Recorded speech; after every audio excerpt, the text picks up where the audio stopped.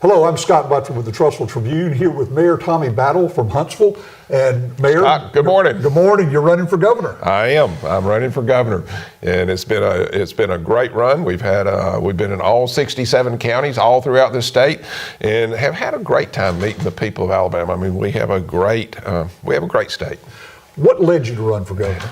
You know, I've been mayor of the city of Huntsville for 10 years. And when I came in as mayor, the whole gist of running for mayor was to make sure that people trusted our government, but also to make sure that we made our city a little bit better, that we could make our city better. And we've been able to do that over 10 years. And I think that brings you back to the same thing with the state. Can we make this state a better place? Can we get our people to believe in Montgomery, believe in our state capital, and believe that they're there for our best interests? Can we work and take on some of the challenges that we have, and not just hide our head in the sand, but actually take on the challenges? And by curing those challenges, we can make the state a better place. That's what brought me into the race.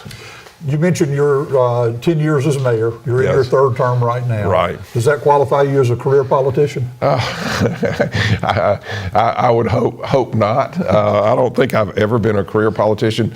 You know, when I came in and decided to run for mayor, we are mayors, we're administrators, and that doesn't, you know, a lot of times I would much rather be a public servant than a politician. We have to get things done. As mayors, if you see a problem, you have to step forward and you have to try to find a solution to it, because you're the last vestige of government that people have.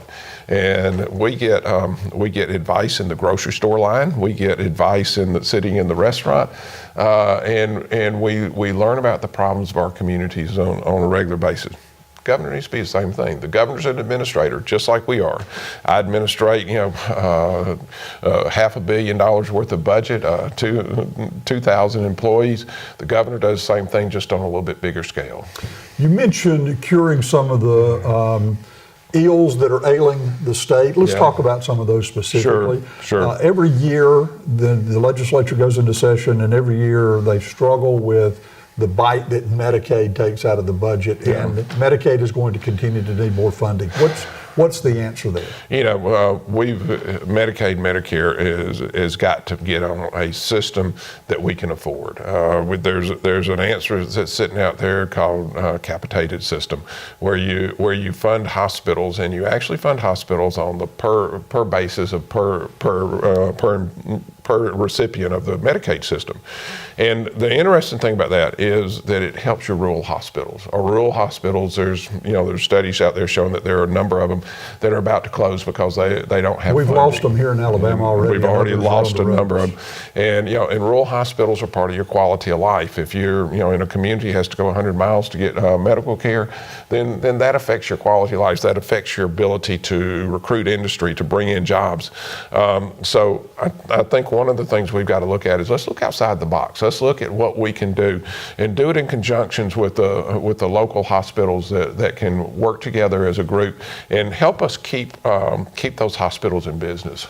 Our state prisons may be on the verge of a federal takeover. Yes. This is an ongoing issue. We've been dealing with it for at least a decade. How many years have we been looking at it? It's just an ongoing problem. Do you have an answer to fix that? Yeah, there's three things. And number one, we got to look at, why do we let a problem sit for 10 years? The present governor, who's an opponent of ours, I mean, she was lieutenant governor for 8 years, and we never have heard any solutions on it. Now she's governor, and we haven't heard a solution on it.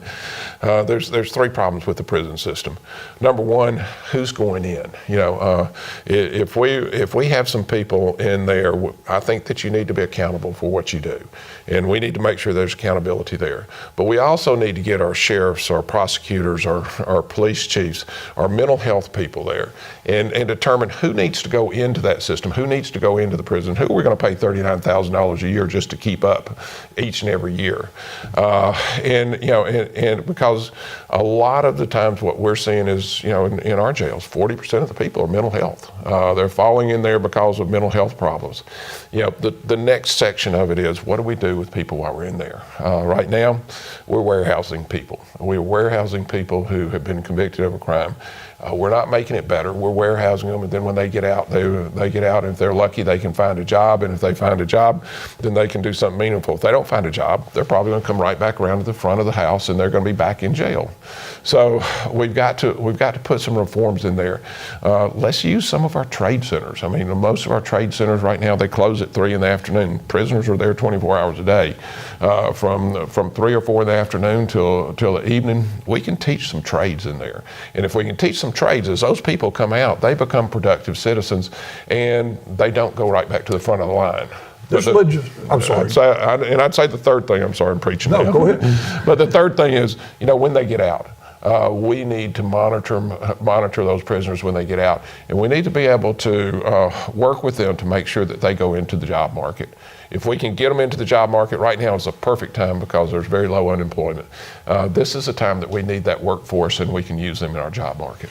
There's legislation before the legislatures right now that would lower the sentencing on marijuana. Mm-hmm. Doesn't look like that's going to pass. What Yeah. makes you think you can convince legislators to relook sentencing guidelines and things like that when it comes to prison overcrowding? I think the mental health aspect of it is there. Every legislator you talk to, everybody you talk to understands that mental health is playing into it.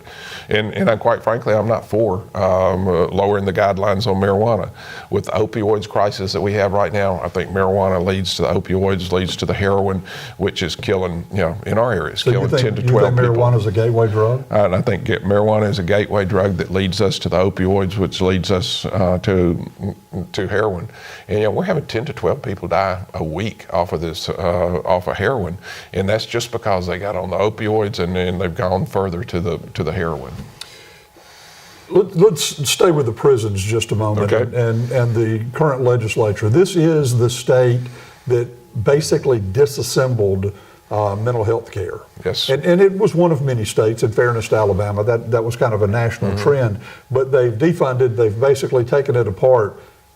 Are you suggesting that you think you could lead them to put it back together?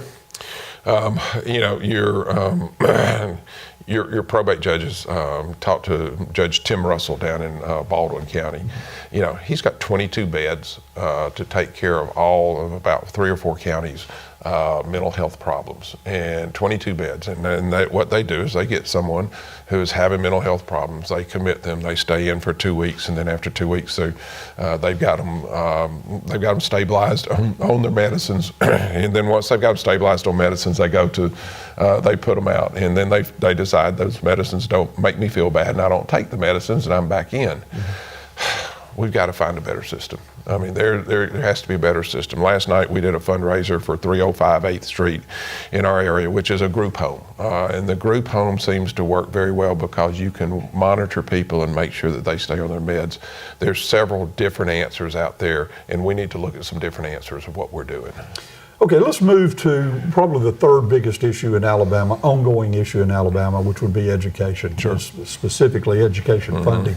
We have rural schools in the Black Belt counties that are severely underfunded when compared to schools in the Huntsville area, for Yes. example, schools in the suburban Birmingham area. First of all, how do we get the education budget back to the 2008 levels? Mm-hmm. Are we going to remain dependent on sales tax in your administration? Are you really willing to relook and ask for an increase in property tax to balance that out? I don't think we're looking, immediately at any taxes and immediately at putting out new taxes. There may be some that we have to look at. We need to look at our revenue stream. First thing you need to do is you need to come in and understand where your revenue is, how much revenue comes in, how much goes out, and you need to do basically an audit, a forensic audit on your whole state government budget. But then the second thing is that you've got to look at education, and education is key. Ms. Battle was a 34-year teacher in the public education system. She was a kindergarten teacher, so my life is an extension of kindergarten. So my color gets pulled, I get my name on the board, and sometimes get put in timeout. But it is kind of interesting, as we talk about education, that dollars don't solve every problem, but you have to have a number of dollars to be able to afford what you need to do.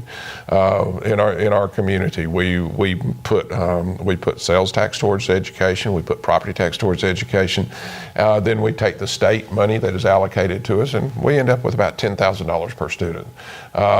You look at some of the other areas of the state, and they're working just off of the state allocation, about $6,500 per student. So there's a big difference there, and part of the inequity lawsuit sent some of our money down to some of those other places. But the main thing you've got to have in education is you got to have some accountability. We put in a digital education. We started coding in second grade, but we also put an accountability system in there where we tested the students when they first came into school. We tested them at the end of school.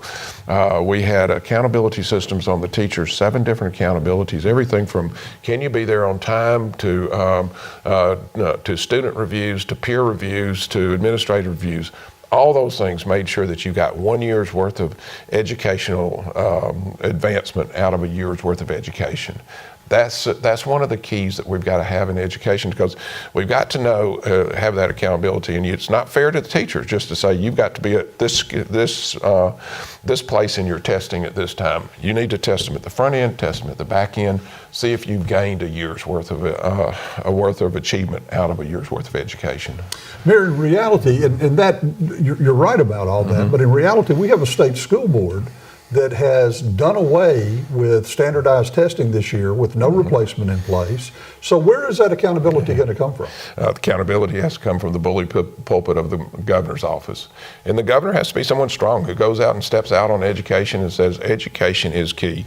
If you don't have education, you will not have economic development. You will not have economic prosperity in your state. One of the things that Polaris asked us, and one of the things that Remington asked us, one of the things that Toyota asked us when they first came in is, have you got a school system that can provide us students coming out who are career ready? And then the second thing is, if our execs come here, would they want to put their young people in your school system? And you've got to be able to answer yes to that. We have some great school systems across the state, and they're right up here. But then we have some who are down here. We've got to pull these, which are down on the bottom. We've got to pull those up and keep these at the top, at that top level, top performing schools, because we have a number of schools that rank throughout the U.S. and throughout the Southeast in the top 10. Let's continue to talk about revenue a little bit, state revenue specifically. In 2010, the Republicans, for the first time, took majority of the state legislature. And at that time, one of the big topics was we're going to unearmark all these funds coming in so they can be spent where they need to be spent. Here we are in 2018, and that didn't happen, did it? It has not happened. First of all, where do you stand on earmarked funds? And if you're opposed to them, how do you bring a legislature along that has not been able to come along on their own? The reason that unearmarking didn't happen is because the people stood up and said no, that shouldn't happen. They don't trust the administration and the state government. They don't trust the legislature to unearmark that money. They want money that's put into education, and they want a good education system, and they don't want to see the education system robbed of money. And I think I'm in that same boat too, because I want to make sure that that the money that goes towards education provides the best education we can for the students of the state of Alabama. If we do that, we're going to have jobs, we're going to have prosperity, and the spinoff of jobs and prosperity is more revenue comes into your taxable accounts, and as that money comes in, that's what springboards you to the future. Okay, and earmarks for education is one thing, but a lot of these earmarks are not for education. They're for other special interests going to the general fund. What about those earmarks? Those we're going to have to look at, and that's part of your financial audit as you come through and financially audit everything. There are a number of organizations that have kind of crept into the Education Trust Fund, and you've seen some of them, and I've seen some of them. We need to financially audit that and look at it and see, does that money need to be coming out of the Education Trust Fund, and does that affect our education? We were just in Florence last night. University of North Alabama gets $4,500 per student the lowest of any of the colleges in the state of Alabama. And some of that needs to be looked at also, but also our two-year colleges, because the technical career, especially for advanced manufacturing right now, is not a 4-year degree, but it's a 2-year degree. And if we can do that, we can have a workforce that will keep us working for a long time, because everybody's not going to be the 4-year college student. Everybody's not going to be the rocket scientist or the engineer. We need good paying jobs for Alabamians. Let's move a little bit to a different subject that's a pretty hot topic across the country right now, and that's school safety. Yeah.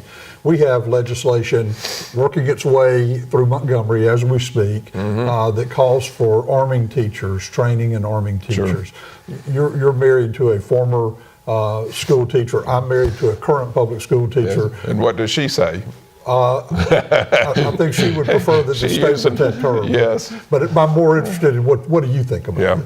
You know, we took this on 7 years ago. We had the unfortunate instance of a shooting at UAH. A faculty member went in and shot 6 other faculty members. Some died.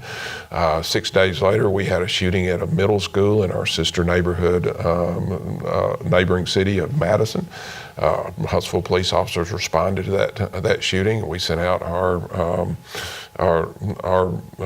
some of our counselors out to that school. And if you've ever been through that and been through the funerals, the memorials for those people, it hits you at your heart.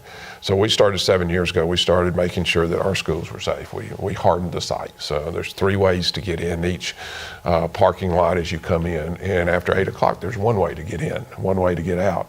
When you come to the school after 8 o'clock, you have 1 entrance to the school. You have to be buzzed in. You have to be buzzed out. And they see who's coming in. They have cameras there so they can see who's coming in, who's not. And once you get in, you have to sign up on a computer, say where you're going to be so they know where you are. Plus, we have had, for a number of years, we've had police officers in our school. And those police officers are some of our most mature police officers who are in there. The police officers being in there makes all the difference in the world. They get to know the young people. The young people get to know police officers. They come to them and said, hey, Johnny down there is talking kind of crazy and talking about doing something or maybe bringing a gun to school. And they go see Johnny's parents, and they go see Johnny, and they check it out before he gets to school to make sure that that doesn't happen. And that has happened on more than 1 occasion because we've had police officers who are trained, who understand how to do law enforcement in those schools. And because of that, we haven't had any problems. And I think that maybe that's somewhat the model that people need to look at, because that law enforcement in the school gives you trained people who are trained to take on these problems and are trained to make sure that we have safety. Public safety of our students is the number 1 thing that has to happen in our schools. Your political career at this point consists of being the mayor of Huntsville, one of Alabama's larger cities, for the last 10 years, or CEO, if you will, of the city. What's your biggest accomplishment? You know, I think our biggest accomplishment, we've added 24,000 jobs, $3 billion worth of investment and everything else. But our biggest accomplishment is that we have gotten people who are satisfied with government, who understand and trust our government. And I think that is the most important thing that you can have as an elected leader, is to get people where they trust what you're doing. We've talked to them about our strategy, our plan, what our end game is, where we want to end up, and what we want to see happen. And as we keep talking to the people about that, people trust your government. And that's not happening in Montgomery right now. They don't trust your government. They don't feel like that the Montgomery administration or the Montgomery legislature is down there to do what is best for the people.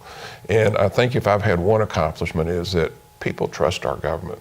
Talk to anybody who lives in Huntsville. I think you'll get a good report.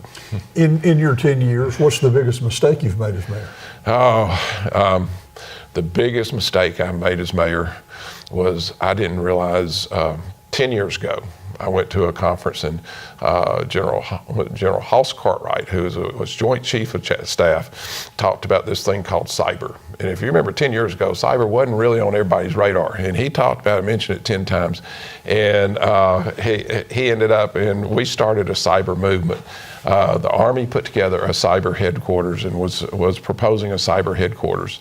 If I'd known how big cyber was going to be, we would have promised to build them a building so that they would have moved that cyber headquarters to here rather than Augusta, Georgia, and be in the state of Alabama, because that would have been a great asset for the state of Alabama. You've mentioned a lottery Yeah. in the campaign talk. Where do you stand Sure. on the state lottery? Lottery is no more than a financial tool. I mean, it really is a financial tool. The one thing I think with a lottery is the people need to vote on it. It's a different form of collecting revenue than we've ever done. And people need to vote on whether we have a lottery or don't. Two factors need to happen after that. Number one, you need to have a commission that is the fairest commission you can ever have, with a lot of transparency, so that people trust that the people running it are putting the money where we said that we're going to put it, or putting it in the right places. Number two, you need to determine where the money's going to go. Can you put Alabamians on that committee, or are you going to have to bring people in from other states? We're going to put a lot of preachers on that committee. That may not help. Well, good preacher.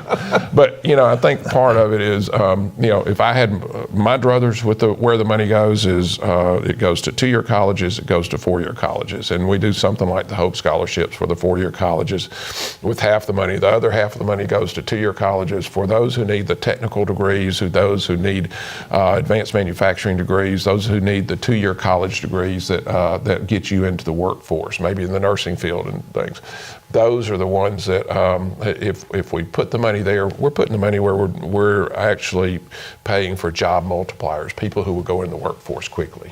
We've had a statewide lottery vote in the past Yes. under Don Siegelman, and it failed pretty badly. Yeah. I think a lot of people credit Christian conservatives with the failure of that passing, but the reality is a lot of people voted against it because it was a bill packed with cronyism and political payouts. Exactly. Do you seriously think that you could put a committee together that could avoid that and put a bill before the people of Alabama that they could trust? I think your commission is going to be very, very important. It's got to be people who are above reproach, people who the people of Alabama know and trust, and it's got to be people who are the highest ethical standards. And where we're going to find those people, we've got lots of those in Alabama.